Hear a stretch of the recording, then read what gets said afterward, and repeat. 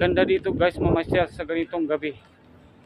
So pag sa mga nagnanais na pumunta dito, gawin nyo na alas 4 o alas 5. At least may makuha kayong mga view na may araw. So both ano, both